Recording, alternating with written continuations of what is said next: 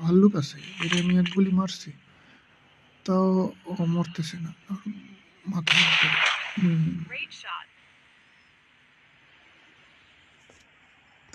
ওই যে আর একটা বেরোছে, দুইটা একসাথে দুইটা মারবো।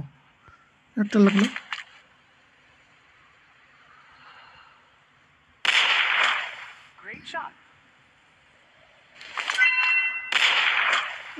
আমার দিকে আসবে। দৌড়ে সব মার মার মার মার মার মার মার মার। বললো আর হরিণ কোনোদিন একসাথে দৌড়ায় ভাই, ওরা তো একজন আর একজনের খাবে, ও মানে একজন আর একজনের ভয় পেয়ে দৌড়াবে। এই হরিণটার মাথায় মারতে হবে। এবার ঠিক আছে,